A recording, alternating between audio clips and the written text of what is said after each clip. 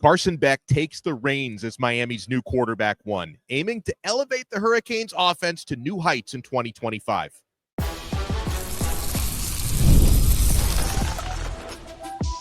You are Locked On Canes, your daily podcast on the Miami Hurricanes, part of the Locked On Podcast Network, your team every day. I am Alex Dono, University of Miami alumnus, co-host of Locked On ACC and host of Postgame on the Miami Hurricanes radio network. And thank you so much to the everydayers for making Locked On Canes your first listen and your first watch. We're available free wherever you get your podcasts. We're free on YouTube. We're part of the Locked On Podcast Network, your team every day. As you can see, I am live on location, Charlotte, North Carolina, ACC Kickoff Media Days. And folks, on this loaded episode, we're going to sit down with one of the individuals responsible for protecting Carson Beck on Saturdays. Francis Mauigoa is going to join us. Carson Beck himself is going to join us on this episode, which you know is a big deal because Beck, to this point, has done precious few, if any, interviews since leaving Georgia for Miami. Wasn't made available to the media during spring practice because he wasn't fully physically fit. Miami doesn't make injured players available. Carson Beck is available today. He's healthy. We'll talk about it. First, we're going to sit down with Mario Cristobal. So Coach is going to lay down the expectations and the goals for the season coming up in 2025. And with Mario, we start with his new QB1. Carson Beck, the arrival, and, you know, he was limited during spring football. He's been full go for the past few months. How's he, of course, physically, and what's kind of the feedback been on the workouts he's been up to before camp starts in about 8-9 days? He's been extremely impressive. And from we always knew he was a very competitive guy and that he has a really high football IQ, really high IQ in general, but that he is a team-first guy, okay? And he has forged some really good relationships with our players. He has some really high-level experience in some big-time games. And as a quarterback, that is invaluable. And this offense allows for a good amount of autonomy at that position. So you have to be really smart. You have to know and see the game as a coordinator does, and you have to be really tight with your coach. And he has done everything regarding that a quarterback needs to do to have a successful season. Yeah, and of course, you know, what a luxury, you know, to be able to add someone with his kind of experience. I mean, having 27 starts and a 24-3 record at Georgia, and just in terms of big-time college football, I can't imagine there's any moment that is too big for him. I mean, he loves the game of football. And ironically, he was actually committed to the University of Miami before flipping to Georgia. Right. Coach Rick, right? Yeah. And so I think it's kind of funny. It's come full circle. Yeah. But his experience as a quarterback at the University of Georgia, he had a great experience there. He learned a lot. He brings that knowledge over here. And then our concepts and the way he's attacked his approach to learning our system, the way he's adapted so quickly to understanding what we're doing and how we're trying to do it has been really, really impressive. He's been awesome. And this team is characterized by really hard workers. They love to work, and Carson is of that mold. It's his DNA as well. So all in all, you know what? Our guys are just excited to get to camp, get to work, and then establish our identity, get in great shape, get our technique and fundamentals down pat, and put together the best football team that we can.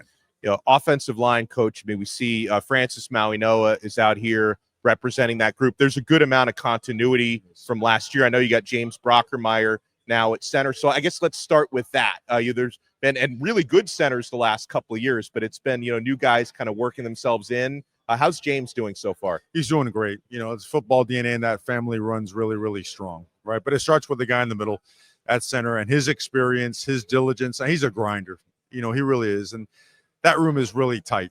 And Coach Mirabal, you know, we have guys that rep at center, and then everybody else cross-trains. They cross-train themselves at left guard as well as right tackle, and the vice versa. You know, it's a very versatile offensive line. It's a very hard-working one with a great just a great culture, just tough-minded guys that just want to win. They're team-first oriented, and so, I love being around those guys. I spent half practice being around those guys. Right. So, but they, you know what? The defensive line, the culture of that room keeps getting better and better. And it's awesome to watch both sides challenge each other in practice. That's going to pay dividends. That's going to make us better. Yeah, and I'll ask you about one more, and then I want to talk about the defensive line. But big Markel Bell over on the left side. I mean, it was one of those things, Coach, where we saw him. He was thrown into some tough situations early in the season when Jalen Rivers was injured. But you talk about the way he was able to develop throughout the year. What's kind of his mindset, in terms of on the field getting ready for this upcoming season? Yeah, he's the most improved player on the team. I would say so, because when he got thrown in there, he was kind of ready, but you're never all the way ready. Yeah. And he worked his way hard through some early bumps, but by the end of the season, he was one of our more dependable players, and he's taken another massive step this offseason in terms of his physical and mental development. He's really opened up. He's from Greenville, Mississippi, an awesome town. I know they're really proud of him. We're extremely proud of him. He is a gigantic human being, and he doesn't play like one in terms of his bend. Like, he can bend at the knees. He plays with great leverage. He can run all day. We're looking forward to a big season by Markel Bell. Yeah, Coach, a couple months ago, we had Bryant McKinney on the show, and this was like right after McKinney, who was a behemoth, spent some time with Markel. He's like, Markel Bell's bigger than me.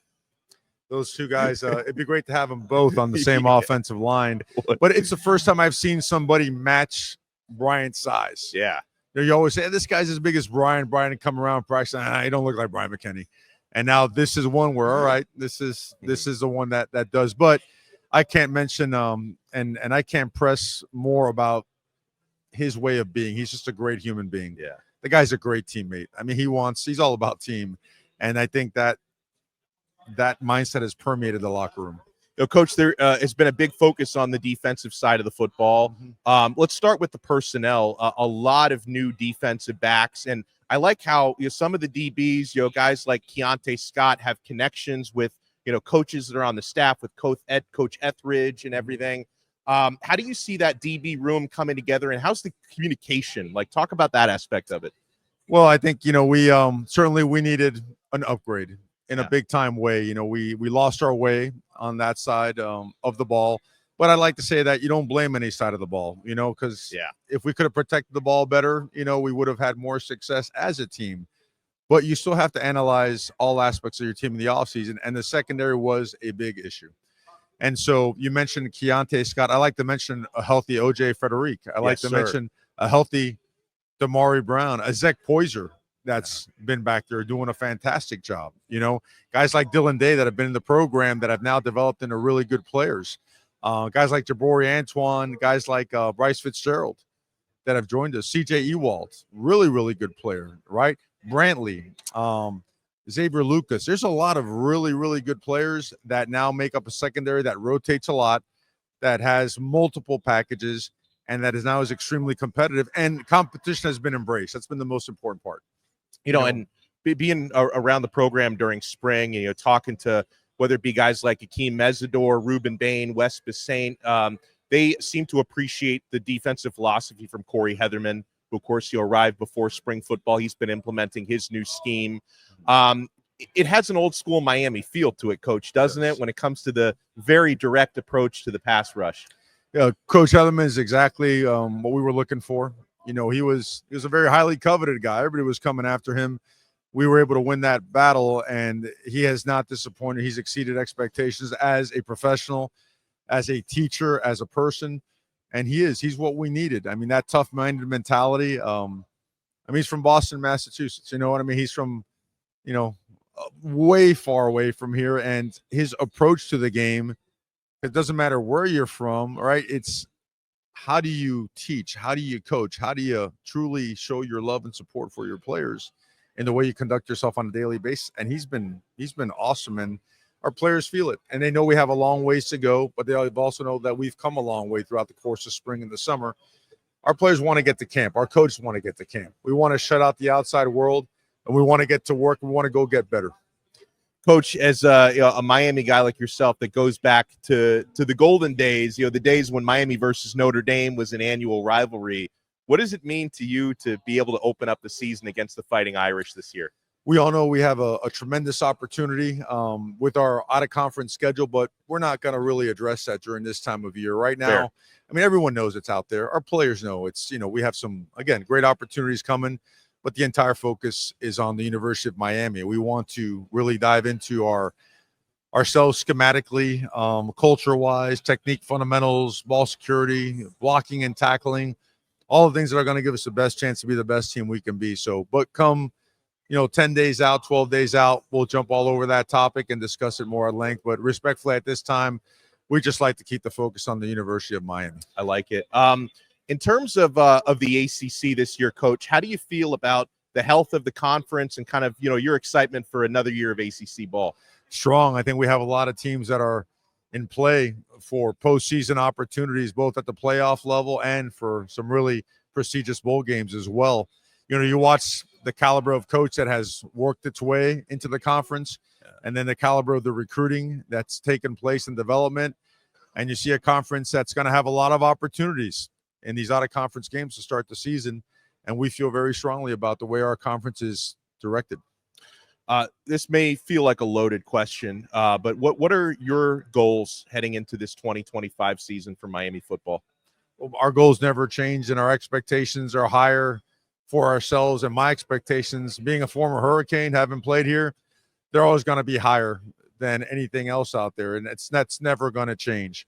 And we've been working really, really hard to flip a program that had some work to do, and to consistently improve from 5 to 7 to 10 wins, and not being satisfied, knowing that, man, there's a lot more meat on the bone. There's a lot more to accomplish, and we're not happy. We're not content. We want more. So, all those in terms of, I don't know what loaded questions actually mean, signify or whatnot. All I know is that we're going to work. Our goals are very clear for us. Our goals and our players understand each other very, very well. And soon we'll be in camp to put ourselves in a situation to accomplish those. Now, there's another thing I got to ask you, because I don't want to ignore special teams, such an important phase of the game. And from where I sit, Miami has a number of different players who are really capable punt and kick returners, including a guy like Keelan Marion, who is all Big 12 returning kicks. How do you look at that phase of the game? New kicker as well with Bert Auburn. I look at special teams the way Coach Johnson emphatically would always talk about special teams. You have to win 2 or 3 phases to win a football game, and special teams, there's some areas that we have improved and others where we didn't. And special teams has to be at the forefront of our program's priorities. And by that, I mean, look, we want everyone to play, but our best players are going to play on special teams. We're not just going to say, hey, he's a freshman. He's not playing as much at this position. Let's throw him in on special teams. Bull. We're going to put our best players on special teams, because we might have 2 or 3 guys that can return the ball really well, but that are really good playmakers and understand football. And if they can block while they're not returning the ball and spring a return for us to win a game, we're going to make that happen. So special teams, again, is going to be at the forefront of everything we do. By the way, Coach Cristobal is still looking for some Cuban coffee out here in Charlotte. It's not easy to come by. A man who has discovered Cuban coffee since transferring to Miami is Carson Beck. Miami's QB1 is going to join us when we come back. You want to keep it locked right here. We're only getting started on this brand new episode of Locked On Canes. Folks, we're only getting started with Gametime.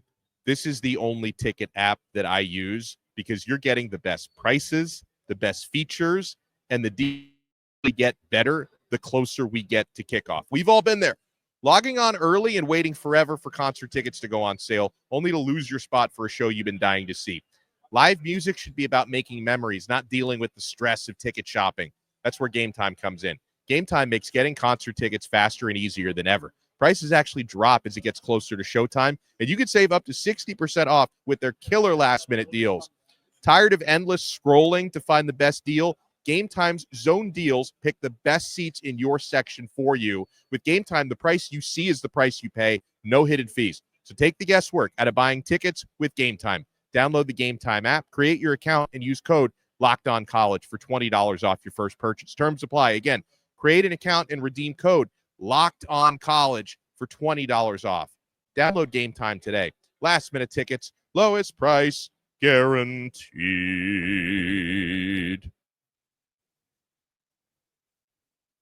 First and foremost, Carson, how you liking Miami, the whole city, everything that comes with that so far? Man, I love it. Obviously, it's a big city, a great culture as far as the football team goes, and being around Coach Cristobal, being around the guys, it's been awesome. And Coach reminded me that this is kind of a full circle thing for you, because you were briefly committed to Miami, out of high school at Mandarin, and now you find yourself a Hurricane. Do you ever kind of look back on, reflect on those times? Well, just being from Florida in general to, ultimately come back home and be in the state where I grew up in, it's very exciting. I'm very, very much looking forward to getting into fall camp, getting out there with the guys and finally being able to practice and just ultimately lead us into the season. Everybody's curious to know how you're doing physically. The last time we saw you in a game, you had the injury, you've had the surgery. Like, how is the elbow and how is everything from that standpoint? Yeah, I mean, it's doing great. I've been 100% for a while. Obviously, that journey was difficult. It was tough and it very challenging physically, mentally, in all aspects. And then ultimately changing schools as well through that, right? Yeah. There's a lot thrown on my plate, but, I have a really good support system. And coming down to this school and how accepting the guys have been, how accepting the coaches have been, have really made that transition simultaneous for me. And I think ultimately helped me as, I was trying to get back into it and ultimately fully recover the injury. So for these last, couple months for you, since you've had all the full clearance, you've been throwing, you've been working out, what have these workouts been like for you? And have you had a chance to get together with the guys you're going to be throwing to this season? Yeah, absolutely. I think our offseason has been awesome. I mean, Coach Irv stepped in for us, as far as like the strength and conditioning side of things. The conditioning has been tough. It's hot down there in Miami. Yes, the humidity is killer. But man, we've been working as a team. And then outside of that, from more of a player-led perspective and our player-led practices and things like that, being able to get in reps with the wide receivers, the tight ends, the running backs. We're having meetings where, I'm leading the meetings and, the wide receivers are in there. We're going over the intricacies of routes and, progressions and what I'm seeing so that they can see the same thing. Just trying to rapidly build that chemistry, which I think we've done really well. And not only does that come from my side, but I think it comes from their side as well, right? The attention to detail, the focus, the mindset and mentality that wide receiver group has, right? Because the more, susceptible they are to, gaining information and wanting to learn, the better we're going to be. And I think that their mentality has been right on track with that. Talk to me about some of these guys, from CJ Daniels to JoJo Trader to other guys who were in that room. Just tell me about kind of what makes these guys tick and what makes them special. Yeah, absolutely. And I think the biggest thing is kind of what I just said, is that mentality piece, right?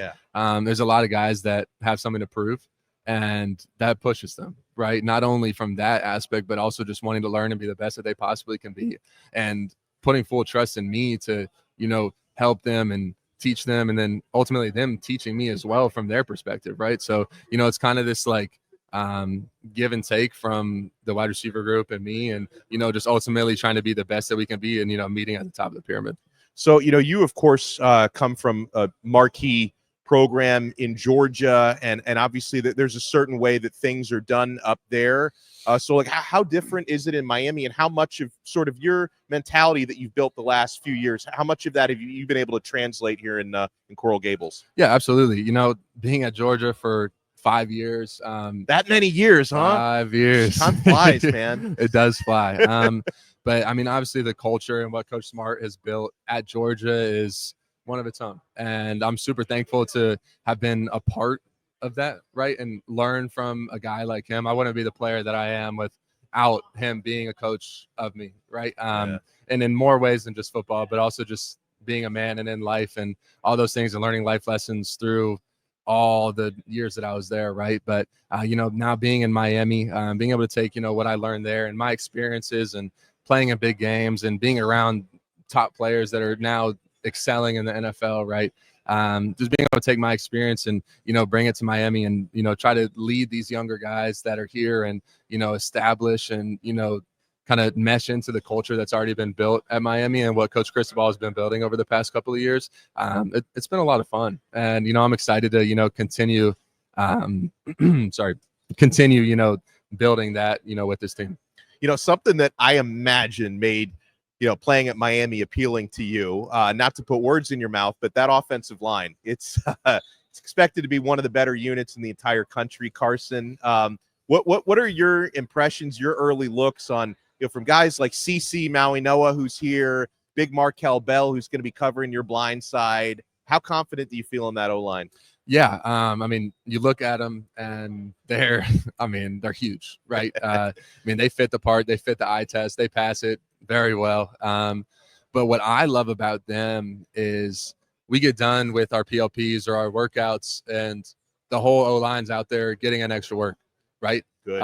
So not only looking at them where it's like, oh my gosh, like I can't wait to play behind these guys, but you see the work that they put in, not only like in our allotted time, but the extra overtime, right? And then I believe we have one of the best O-line coaches in the country, you know, and the way that he's able to push those guys and the way that they respect him and trust him. I mean, the sky's the limit for them, and they lead this team for sure. You know, transitioning into Shannon Dawson's offense, how similar is it, you know, to what you were in Georgia, and you know what are some aspects of that offense, without giving away too many trade secrets, of course, that are appealing to you as a quarterback? Of course. Well, I mean, offense is offense at the end of the day, right? Most people run the same concepts, the same run schemes, right? There's inside zone, there's duo, there's counter, there's power, there's outside zone, mid zone. I mean, all these different run schemes, right? And then there's your pass schemes, right? That everybody runs. You got your 4 verticals, your mesh, your cross, I could go on and on and on, right? But I don't know. Really what I've loved about Coach Dawson is his demeanor and the way that he approaches coaching us, right? Obviously, he hasn't really had the opportunity to coach me yet on the field, right? Because I wasn't practicing during spring, and then summer is a lot of player-led stuff, right? But just, you know, observing him and how he approaches it, I really, really love. Obviously, as we get into the season and I learn more about how he game plans and how he calls things from a schematic standpoint, that'll be, you know, us building throughout the season. Obviously, I haven't been around him for that because I haven't ever had a season underneath him, but I'm really excited to, you know, continue to learn from him and ultimately get coached by him this season. What are your team goals for this year? Is this something you guys have talked about, or how do you look at the season coming up, Carson? Yeah, I think the biggest thing for us is just trying to take things just one step at a time. And I think that's the biggest thing that I've learned throughout my career, honestly, is just one day, try to get better today. And then when tomorrow comes, we'll get better tomorrow, you know? So obviously the next thing in sight is fall camp for us. So I think if we have a really, really elite fall camp, it'll set us up for this season. We have a great schedule. We're really excited about it. We're playing some really good teams. But yeah, if we can have an elite fall camp, I think it'll really set us up for the rest of the season. Now, talk to me about that running back room. I was just chatting with Coach Cristobal about it. When you've got Mark Fletcher and Jordan Lyle and Marty Brown, who transfers into a lot of, you know, personal excitement from me. I think he's a great player. Wheatley Humphrey, Gerard Pringle. I mean, I would expect this can be a really balanced offense this year. Oh, absolutely. And then you pair it with that O-line, like I said, that, you know, leads the way of this team with very talented backs. It makes my job a lot easier, which I'm more than excited about, right? I have no problem with sitting there and handing the ball off and watching them go get 5, 6. Then in the third, fourth quarter, those 5-6 yard runs are 10, 12. Next thing you know, breakaway, right? That makes my job easy when we have a good run game. They're more influenced to stack the box. It opens up the pass, right? Offense works in that way. It's like a chess match, right? You take what the defense is giving you, and when we're able to run the ball efficiently, it ultimately opens up the pass game. So now, I don't know if Cuban coffee was a part of your life in Athens, Georgia. It is in now. Jacksonville. I was about to say, I'm sure Coach Cristobal got you into that. Absolutely. I'm a huge coffee guy in general. So, Yeah. But yeah, since I've been down in Miami, I have been introduced to Cuban coffee, and it now runs my life. So Huge thank you to Carson Beck for joining us. And you guys tell me, what do you think of Miami's new quarterback one? When we come back, we're going to talk to Francis Mauigoa, Miami's starting right tackle. He's getting those first-round draft projections. CC will sit down with us when we come back. You want to keep it locked right here. We're not done yet on this brand new episode of Locked On Canes.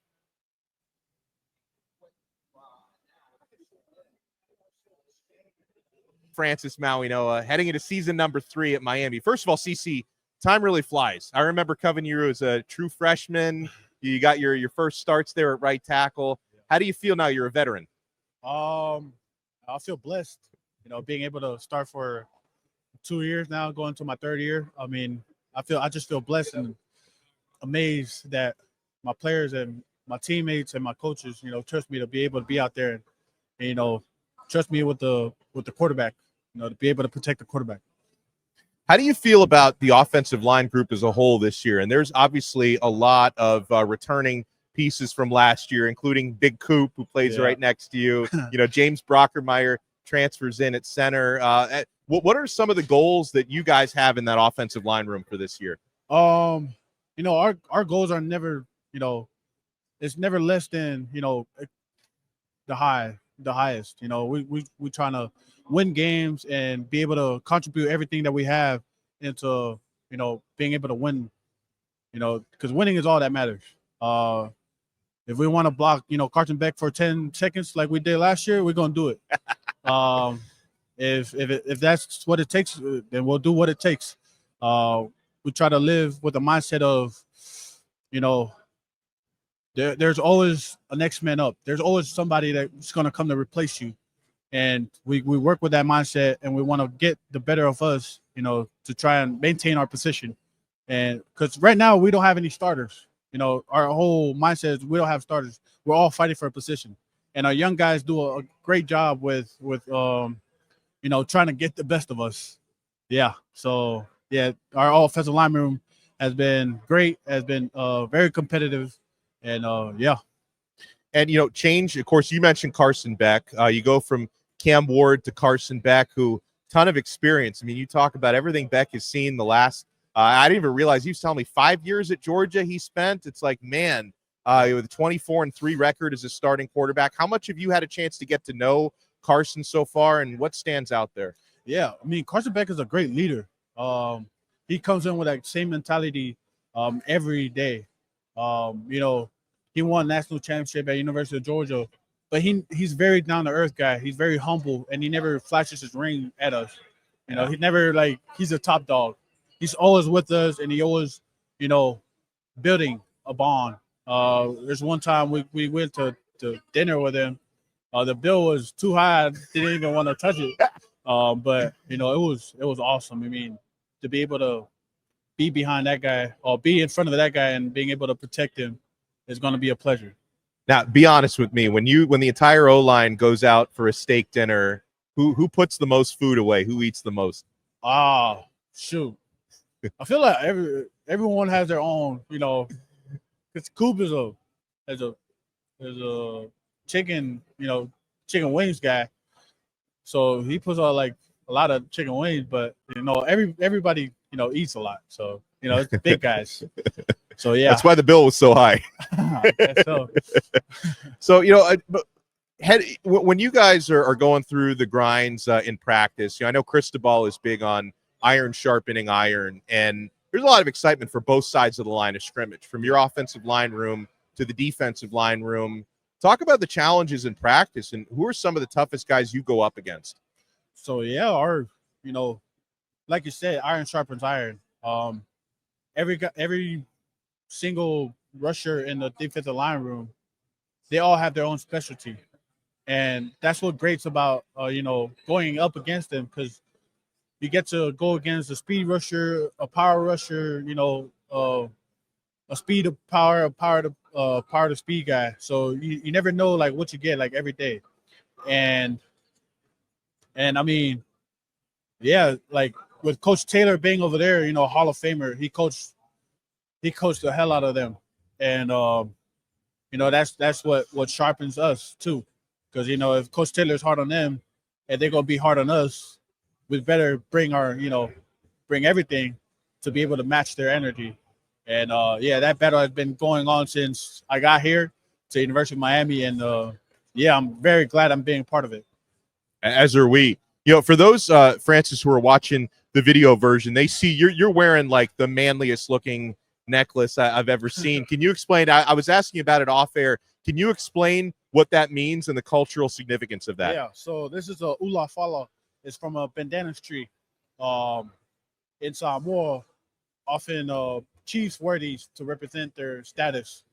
And if you see one of the chiefs wearing these around the village, you got to pay respect. You don't always want to be that guy, but you want to pay respect. And I'm just wearing it today to represent my Samoan culture, and because everyone's out there on the West Coast. Samoans are always on the West Coast, but I just want to let the world know that, there's some of us over here on the East Coast as well. I love it. Looking forward to this year. I know run blocking, of course, is something you take a lot of pride and a lot of joy in. And, being able to block this year for guys who you already know from the last season and two, like Mark Fletcher and Jordan Lyle, adding a guy like Marty Brown, though, as well. What's your outlook on the running game this year? I mean, we're gonna run the ball, and that has been our mentality as an offensive line room is to run the ball.